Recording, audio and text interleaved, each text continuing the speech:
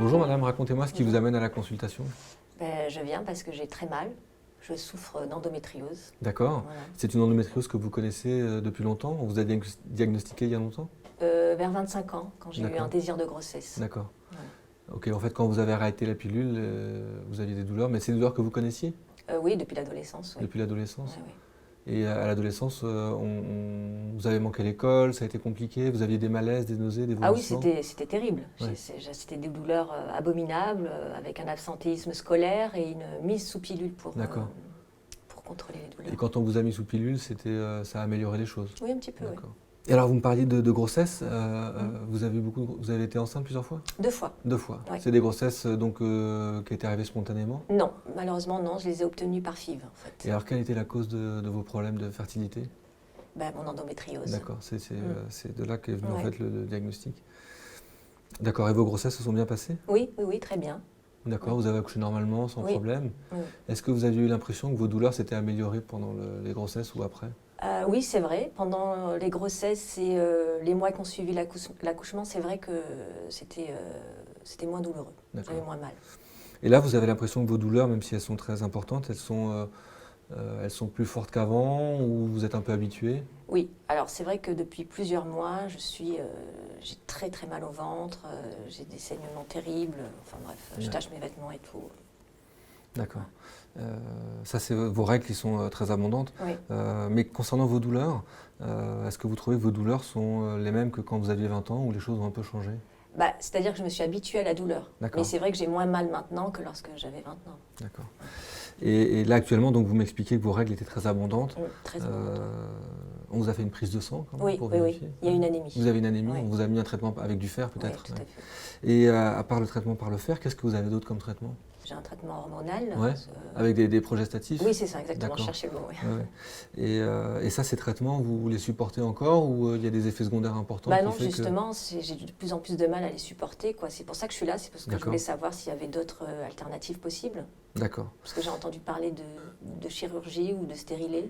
Oui, alors effectivement, dans votre contexte, vu que vous n'avez plus de projet de grossesse pour l'instant, puis je ne sais pas si vous avez un désir d'avoir d'autres enfants. Non, non, c'est D'accord. terminé.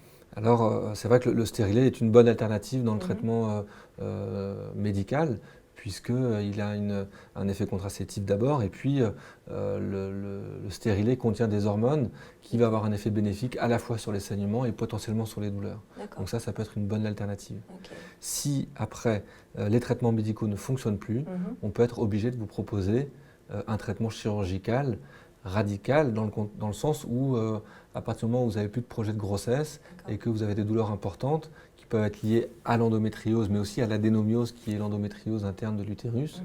eh bien si tout ça a été confirmé par des examens appropriés, on pourrait décider, en accord avec vous bien sûr, si réellement les traitements médicaux ne fonctionnaient plus, de proposer un traitement chirurgical radical qui consisterait à enlever l'utérus et toutes les lésions d'endométriose qui y seraient associées. Ok, d'accord.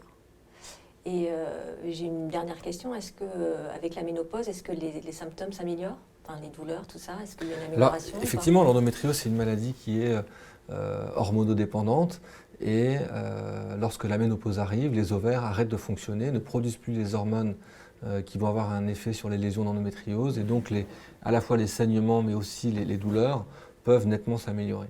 Ok. Néanmoins, les lésions sont toujours en place Oui. et il a été décrit quand même que chez certaines patientes, malgré la ménopause, Mhm. elles pouvaient souffrir de douleurs résiduelles qui pouvaient justifier une prise en charge adaptée. D'accord. Ok. Merci. Ben, je vous en prie, madame. Merci beaucoup. L'endométriose chez les patientes d'un certain âge, lorsqu'elles sont symptomatiques, pose le problème de la gestion des douleurs, des métrorragies, donc des saignements cycliques en cas d'adénomiose associée, et de la tolérance des traitements médicaux. Il s'agit de femmes qui ont souvent déjà eu des enfants ou parfois qui n'ont plus de projet de grossesse. Toujours est-il, c'est que lorsque les femmes sont symptomatiques, on propose toujours un traitement médical, mais actuellement les progestatifs posent le problème des méningiomes et on peut utiliser sinon des stérilets à base d'hormones. Sinon, en cas d'échec des traitements médicaux, il paraît légitime de proposer à ces patientes un traitement chirurgical radical qui prendra en charge à la fois les douleurs, les saignements, lorsqu'on réalise une hystérectomie et une résection complète des lésions. Dans d'autres cas, il est légitime d'attendre la ménopause et son installation progressive car l'endométriose, qui est une maladie hormonodépendante, s'améliore au moment de la ménopause, tant sur le plan des douleurs que des saignements, mais pas toujours.